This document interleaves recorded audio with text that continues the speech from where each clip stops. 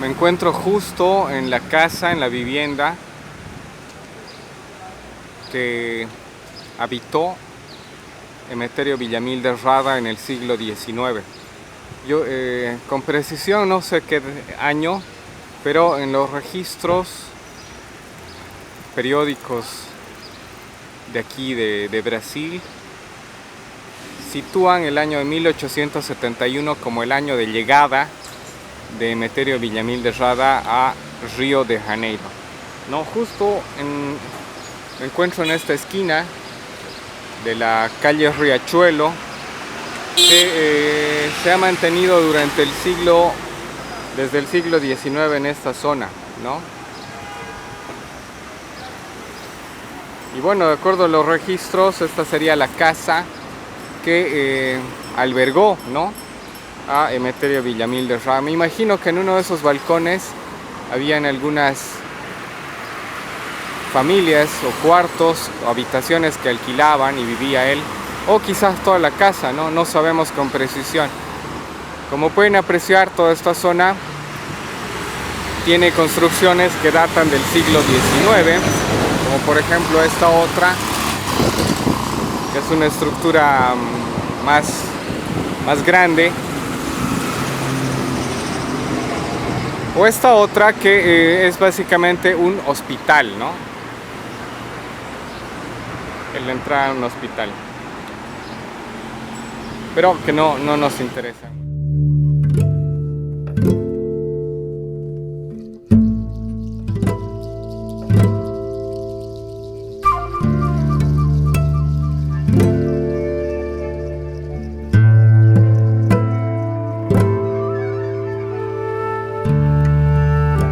Muerte y misterio en los últimos días de Emeterio Villamil de Rada en Río de Janeiro.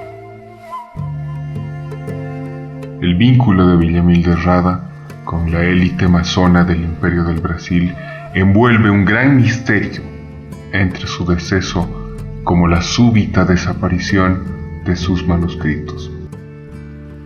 En los últimos meses del pasado año 2016 se reeditó la obra del sorateño Emeterio Villamil de Rada, un intelectual boliviano que escribió La lengua de Adán y el nombre de Tiahuanaco, auspiciada por la Vicepresidencia del Estado Plurinacional de Bolivia. El raro y misterioso escrito es considerada como solo la parte introductoria de varios volúmenes perdidos relativos a la filosofía de la humanidad, que no alcanzaron a publicarse, primero porque solo existieron dos versiones preliminares.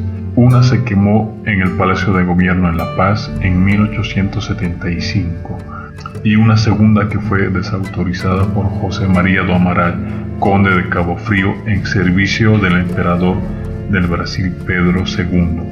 Ambas autoridades imperiales eran parte herética del cuerpo masón en Río de Janeiro. Una mirada desde el pasado.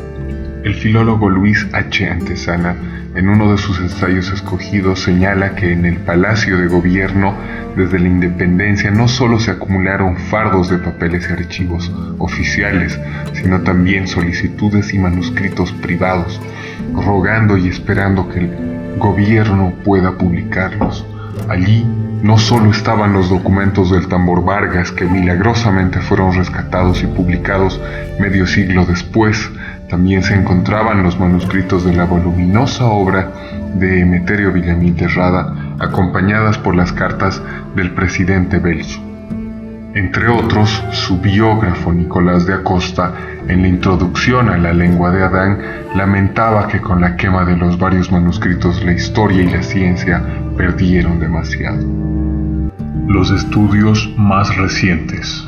En el estudio introductorio realizado por el literato Mauricio Sousa Crespo, intentando responder al misterio de los volúmenes, intuitivamente banaliza la existencia de aquellos manuscritos, señalando que la monumental obra compuesta de varios cuerpos tan solo era un proyecto de Emeterio Villamil, que solo sería viable si encontraba los auspicios necesarios para desenvolverlos. Cuestión que nos muestra una clara posición subjetiva que le resta importancia a aquellos manuscritos que por algunas pistas aún podrían encontrarse inalterados en alguna biblioteca personal o restringida de miembros de la logia masónica en Río de Janeiro. Convocado para delimitar fronteras. De acuerdo al diario de Pernambuco del 26 de junio de 1871, se sabe que el gobierno boliviano envió un relatorio de negocios con 6 puntos a tratar a mediados de junio de 1871. Entre aquellos puntos, uno de los objetivos del gobierno fue subsanar la defectuosa delimitación de las fronteras entre el Brasil y Bolivia. Para proceder en la demarcación, era nominado el 9 de junio un comisario del Brasil, el capitán de mar y guerra Antonio Claudio Zoido. Por la parte boliviana, fue llamado provisionalmente Emeterio Villamil de Rada, quien debía ser por un tiempo sustituido. Como lo registró el periódico La Nación o Globo, desde su llegada a Río de Janeiro, Emeterio Villamil de Rada siempre fue convocado a las varias reuniones de salón de la corte del imperio, participando junto a varios ministros varones, condes militares y embajadores que ejercían altos cargos en la estructura de poder del Brasil. Allí, muy probablemente, en una de aquellas reuniones conocería a quien lo sabotearía después, José María do Amaral, conde de Cabo Frío. La última posibilidad de encontrar sus manuscritos. Si existieron 2 versiones preliminares de los manuscritos originales, uno de ellos desapareció en el incendio del palacio quemado en La Paz, pero aquel otro, entregado al emperador Pedro II, probablemente una copia fiel que se hizo del primer borrador que quedó registrado en la entrega que realiza Emeterio Villamil al colaborador y consejero del emperador, el conde de Cabo Frío, el mulato José María do Amaral, aún esté en algún estante perdido de Río de Janeiro. Sobre aquel noble funcionario público se sabe muy poco. No existieron investigaciones biográficas, peor históricas, vinculadas a su desenvolvimiento dentro del imperio. Así, Amaral, envuelto en una serie de misterios, desde su adscripción a la logia masónica hasta sus controvertidos papeles nobiliarios que se encuentran en el Archivo Nacional de Río de Janeiro y que se remontan al año de 1843. El noble funcionario habría sido designado como editor de la obra de Emeterio Villamil durante el segundo semestre de 1875. Pero más allá de su trabajo formal, es posible sospechar, siendo uno de los más importantes paladines masones en la capital del imperio, que no solo intentó opacar la obra, sino ocultarla en algún anaquel privado o tal vez de la propia logia.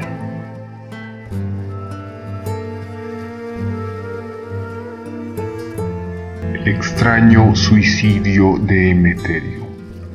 La muerte de Emeterio Villamil de Rada quedó registrada en la Gaceta de Noticias de Río de Janeiro el domingo 6 de agosto de 1876. Por el reporte, Emeterio Villamil de Rada se habría tirado al mar cuando se encontraba a bordo de la barca de San Domingos que une Niterói con Río de Janeiro, el atardecer del miércoles 2 de agosto de 1876. Por la información otorgada por sus conocidos, se atribuyó a Emeterio un ataque nervioso provocado por la vejez con daños psíquicos irreversibles, a la que acompañaba además una locura senil y lo desahuciaba. Pero ¿por qué no sospechar que podría haber sido más bien asesinado? ¿Acaso no podría ser parte de un complot armado para conseguir la documentación restante relativa a sus manuscritos? Además, ¿por qué nadie lo rescató cuando se lanzó de las barcas?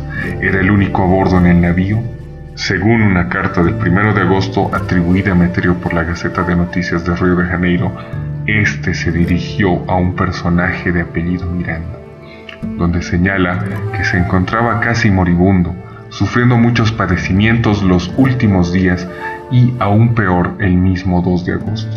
Decía no tener mayores esperanzas que seguir viviendo, pues el medio que había consultado el último día de julio le había informado de su irreversibilidad. Así se dispuso a pedir auxilio espiritual como la asistencia de otro médico. Pedía a Miranda que pueda llevarle un tilbury, es decir, una carroza, y movilizarse hacia un hospital donde pueda tomar una cama. Para el pago de estos servicios, Meterio dejaba una gran cantidad de monedas de oro con un valor de 50.000 reis y algunas prendas de vestir. Emeterio Villamil decía que si sobrevivía le avisaría en 3 días, si no, lo tome por muerto y realice todas las acciones que corresponden para el entierro.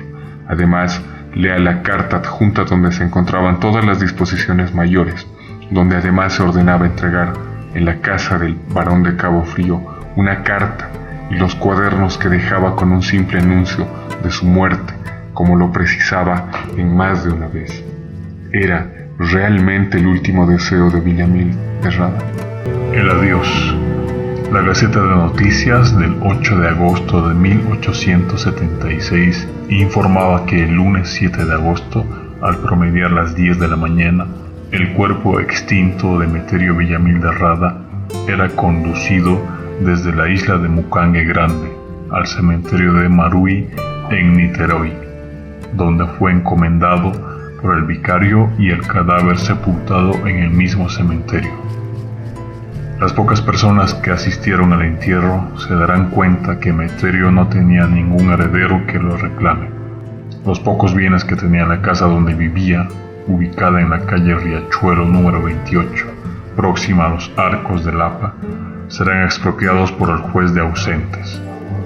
Sus manuscritos seguirán siendo parte de un misterio hasta que no se encuentren las entregadas al conde de Cabo Frío, que de seguro se encuentra en algún olvidado, escondido y viejo anaquel carioca.